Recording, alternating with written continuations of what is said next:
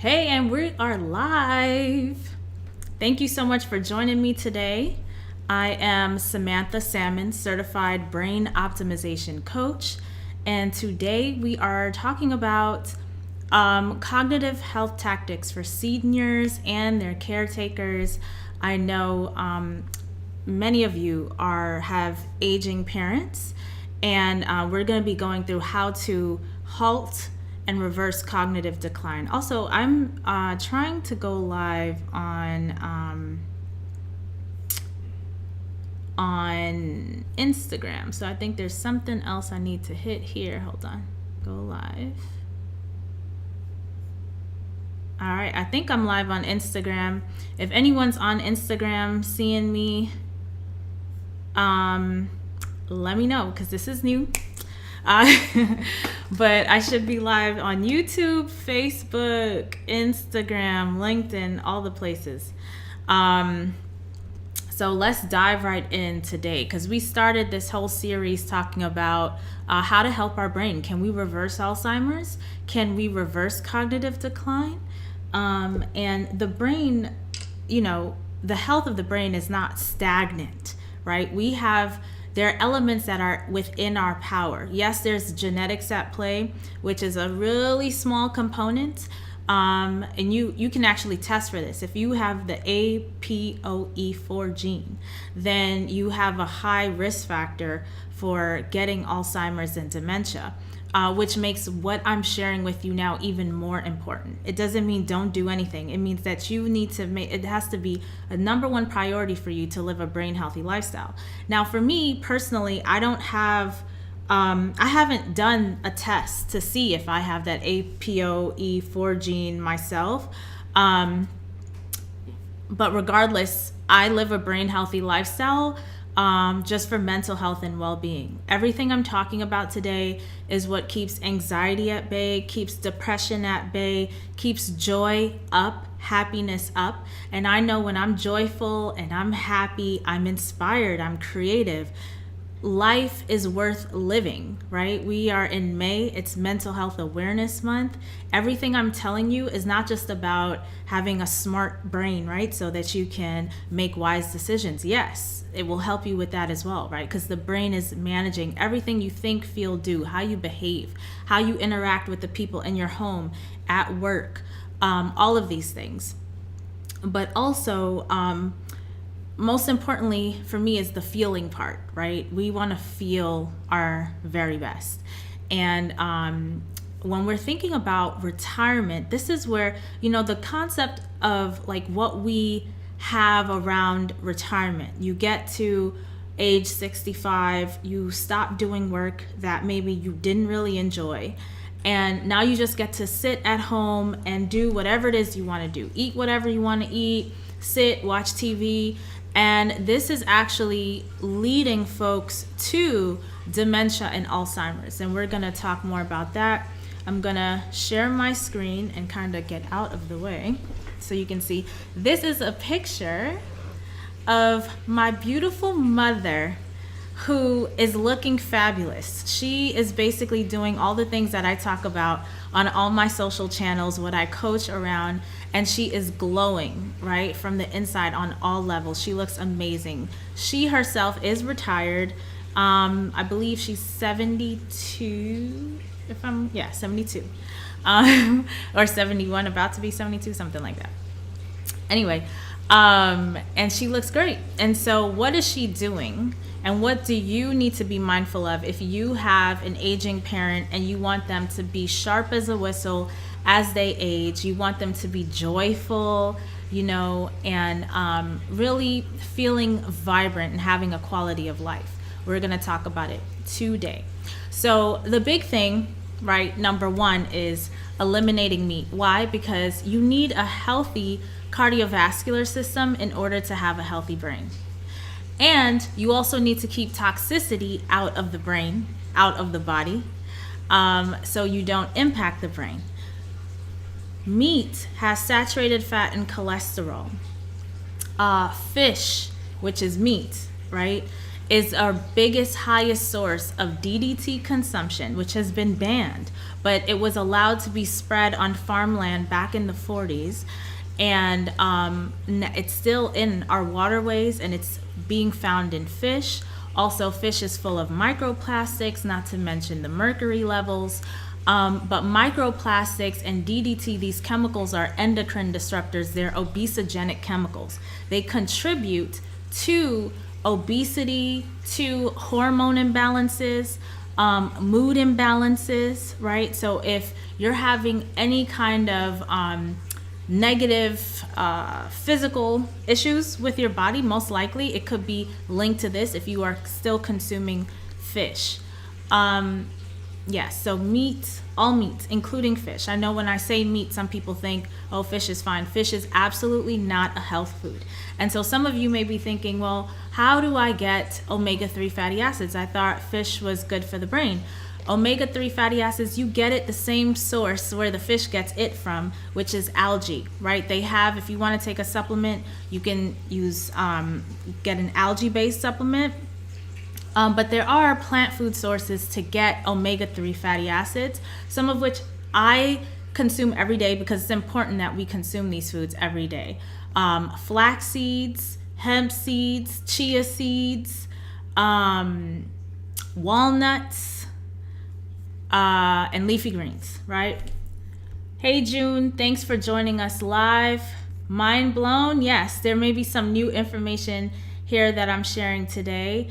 And so definitely take notes and share it, spread the news, because there's a lot of misinformation. And again, like the fish is unhealthy because of what I said, the toxic chemicals, of course, the saturated fat, high cholesterol, but most importantly, the chemicals, DDT, microplastics, right? Heavy metal from the mercuries, right? Mercury. So fish oil comes from fish, so we don't want that, right? That is not the healthiest source. You're adding toxicity to the body and to the brain, which is going to accelerate cognitive decline. So we don't want that. There are healthier sources, which is what I just listed. All right, and thanks so much, June, for joining us live and being engaged. The next thing, check your ferritin levels. Ferritin, this is pretty much linked to your iron levels. We want to make sure you have proper blood flow and that you have the right amount of minerals and nutrients, right? That's how the brain is getting the nutrients it needs to work optimally, is through the blood. So we want to make sure that our iron stores are up and everything is balanced. I actually share all the labs you need to run and check to have optimal brain function in my upcoming training, Beat Stress Eating. If you go to rawfoodmealplanner.com, it's right there on the main page. You can opt into that. We get started in June. And you get all those labs that you can go to the doctor, get checked. If you're listening to this because you have an aging parent, you can have them run these numbers on your aging parent, right? These are important numbers to know. Also, a daily 12 to 16 hour fast. So a 12-hour fast is basically something everybody should be doing, right? We are living in a time where, especially in America, I have to say that in America, because since I'm talking globally to folks, we are in a time of such luxury and convenience, right? We sit in our cars and drive to a supermarket and pick up groceries and take it home. There's not much labor involved, right? And so we have all of this because of our food system and these conveniences. We are tending now to just having our mouth be a whole human conveyor belt, right? Just putting food in all the time. We're eating so much. The body cannot handle this, right? For proper digestion, for proper circadian rhythm, which plays into your circadian rhythm is your internal clock. If you want optimal digestion, if you want optimal brain function, optimal mood, you need to have proper circadian rhythms. And there's a lot of things that feed into it. Yes, sleeping, having good sleep hygiene. Also, making sure you're eating at the appropriate times and not eating at the times you shouldn't be eating, right? And so eating beyond eating beyond 12 hours a day is just really too much. That's too much. So what does that look like? You wake up at or you start your first meal at 7 a.m. You should be done eating by 7 p.m. The late night eating, late night snacking, unless you're a shift worker and that is the time that you're working in, it doesn't really work for you. But even as a shift worker, you're still doing at least a 12-hour fast, right? Because you have to adjust your circadian rhythm based off of your work. Now, for those of us who are on a fat loss journey, or basically this is for like a day-to-day fast, mostly for folks who are on a fat loss journey, or maybe you just find it's really helpful for your digestive system. This is where I'm at. Like, I do a 16-hour fast some days, and I basically kind of switch up how many hours of fasting I'm doing based off of where I am in my menstrual cycle. So I'm not only tied in with my circadian rhythm, but also with another vital sign for women, which is our menstrual, right? For folks who are in retirement age, you probably menopausal.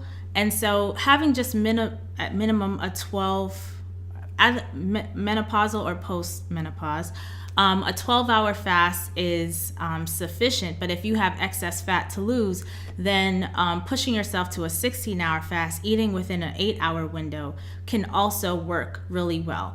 And I find that when you are eating within an 8-hour window, fasting for 16 hours, it's easier to get in the amount of water that you need, right, to be properly hydrated. A lot of times we are eating so much because we are thirsty, and we are picking up those signs as we're hungry, but it's actually not that we're hungry. We're thirsty. We need to drink more water. I think we talked about this last week, about drinking at least a minimum of half your body weight in ounces of water. Also, you want to stay connected. What's happening a lot with seniors is that, like I said, they retire, they stay at home, and they just kind of veg out on the couch. And this will make the brain atrophy. The brain is a muscle, right? If it's not being used, if you no communication with people, no interaction with people, thinking through things, it will actually atrophy and shrink. And staying connected with people, talking, volunteering, being among community, still having purpose, right? And drive at some level. Obviously, you're not going to be in hustle mode, right? Because that stage is over. But you still want to be connected to society, interact, talk. This goes for people who have hearing aids, or maybe their hearing is impaired, right? You want to make sure you get your hearing aids, because not being able to hear impacts the brain as well. If you cannot hear, your brain will shrink. You need to be able to hear, respond. All of these things are important. Hey, Danny's in the building. So happy to see my cousin. The first one. The first one. Let me pause to share the story, because Danny is amazing. One of my favorite family members, like a brother to me. We grew up so close, and he was the first one to go plant-based, and I used to make fun of him all the time, and I apologize. I won't stop apologizing, because obviously I was ignorant and dumb, and I have learned my ways. But stress eating is your problem. Yeah, a lot of people have this issue, which is why I actually have a training coming up called Beat Stress Eating. A lot of people are stressed right now. I mean, the pandemic was super stressful. And right now there's a lot going on in the world. We have like all these, at least 2 wars going on. And there's a lot happening within families. Even within our family right now, there's a lot of grief happening in our family because of a recent death. You know, I'm actually in the middle of penning a blog, but I'm not even gonna go down this road, because I ain't trying to cry on this live.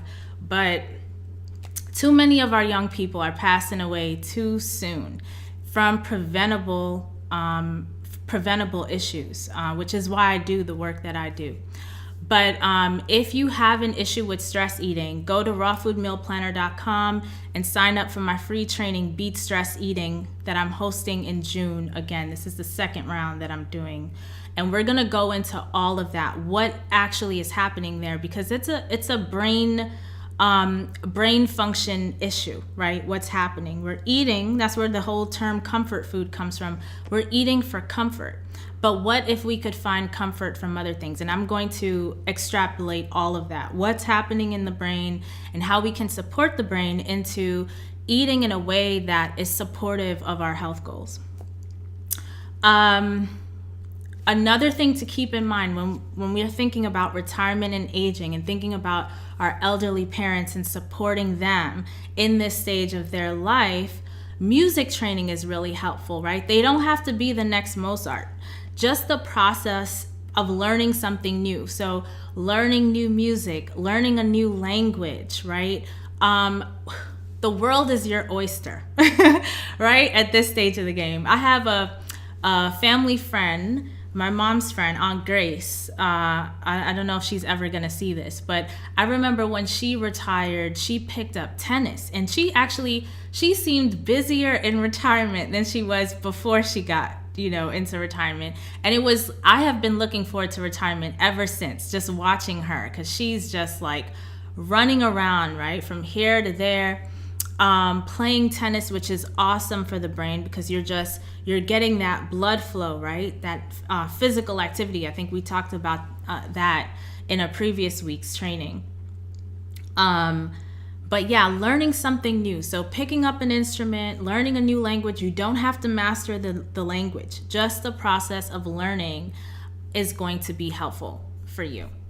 And like I mentioned a few times about my free training, here is a QR code that you can scan to just jump right there and register. So we'll try. It's a new thing I'm trying, where you can scan and get into the Beat Stress Eating that's happening in June. I did want to show you a scan, like how do we know what's helpful for the brain at different ages. Oh, you don't see it? Oh, maybe because it's on Instagram. If you jump over to YouTube or LinkedIn, I think because the framing on Instagram might be a little short. But if you jump over to YouTube, I'm live on YouTube at Samantha Salmon, on Facebook at Raw Food Meal Planner, and on LinkedIn, and you should be able to see it there. Or just go to rawfoodmealplanner.com. And if you're on Instagram, the link is right in the bio. It says Beat Stress Eating, so you could sign up there. But how do we know what is helpful for the brain and not helpful for the brain? This is not just information I'm pulling out my behind. This is actually based on science. So we have evidence, and I want to show you that evidence right now. So over at Amen Clinics, this is actually a picture of Dr. Daniel Amen's grandmother or mother, I'm not quite sure, at the age of 92, and her brain scan. This is a really healthy brain. So this is a SPECT scan, which basically tracks, it's a neuroimaging study that tracks blood flow, right? So you can see the prefrontal cortex, the temporal lobes, the anterior cingulate, everything is getting the proper amount of blood flow, not too little, not too much. And this is basically what we know, what works to keep the brain healthy, and what actually causes the brain to atrophy, for us to lose function. When we lose function in these different areas of the brain, we become different people. I don't know if you've ever seen anybody with Alzheimer's or dementia. They do some pretty crazy things, right? And it could be very easy for us to just kind of dismiss them and say, wow, what a horrible human being. This person is rude, belligerent, they're not a good person, they're a bad person. But these people haven't always been bad. And what has changed, it is the functioning of their brain. So if you join me for the Beat Stress Eating training, we have a session where I actually go into different brain systems, the different areas of the brain, what they do, And what happens when they're not properly nourished and not properly cared for? How we lose function, how we can become different people. It's a scary thing. I've heard of grandfathers, or they're now grandfathers, but men who have become pedophiles, right? And it's a shock to the family. How could this person do this, right? Even the person is shocked, because their brain is not the same as before. Like when someone has a broken ankle, we have a lot of empathy for that person. Their ankle is broken. But when someone's brain is not well, because we don't see it, and most of us have no understanding about it, there's no empathy. So the reason why I'm sharing this in the Beat Stress Eating training is because I think this is important understanding for us to understand our own behavior when it comes to our unhealthy eating habits. Many of you have told me you struggle with consistent healthy eating. And why is that, right? Eating fruits and vegetables is helpful for you, but still somehow you end up, getting food delivered that has all this oil and all this sodium and whatnot, right? You feel like this is not helping you reach your health goals. So why do you keep doing it? Understanding how your brain works is helpful in this process. Understanding that when you get stressed, right, and triggered, and it's causing this unhealthy eating behavior, why are you getting stressed and triggered? What's going on there? Everything, our whole perception and experience of this world, of this life experience is happening right up here, okay?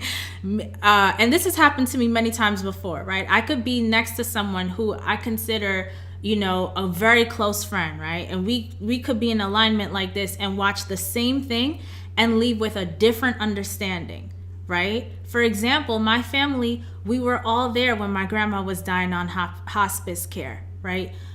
We were there, yet we left with a different impression, a different idea of how we should move forward in life. As a young person, I could not understand this at all, right? This whole journey, I've dropped down the bunny hole. One, on nutrition. How do we avoid type 2 diabetes, to avoid that kind of pain and suffering I watched my grandma go through? But also psychology. Why do humans do what they do, right? Why do they do what they do? How is it that we all could have this very traumatic experience of losing the matriarch, someone we love so much, and still not give a about our health, right? What is going on there? So we're going to be diving in because I do believe that even though we're not seeing everybody make the right healthy choices for themselves, doesn't mean they don't want to live their best life, not experience pain, right? But there are things going on physically in the brain that could be contributing to this. Also psychologically, we're going to be talking about the negative thoughts, the dragons or childhood wounds and events and memories that kind of traumatize us, that get triggered in day-to-day life, that cause the stress eating, and how to overcome this so we can actually step into that identity of a health conscious person, of not just health conscious, but actually living it, right? Being in alignment with what we think, feel, and believe around health and what we want for ourselves. So join me at the training, Beat Stress Eating. And Becky, nice to see you here. Thanks. We had a lot of people here today from Instagram, so I'm so happy I got it to work finally. I tried to go live last week on Instagram, and I forgot to click one button and it didn't work. So I was successful today. So thank you for joining me live, and I hope this was helpful to you. Next week, we're going to be diving into the next acronym of the Bright Minds mnemonic on all the things we need to be mindful of to preserve brain function, improve cognitive health and well-being for the success of our careers, but just overall life. And for me, my main priority in 2024 is relationships, and I find that this is a big one. when it comes to relationships. If our brain is not functioning properly, it is really hard to pass the T, what I call time, energy, and attention, which is what people want and need from us in order to develop strong bonds. Time, energy, and attention. So yes, I look forward to seeing you all at the Beat Stress Eating training, and have a blessed day. Take care.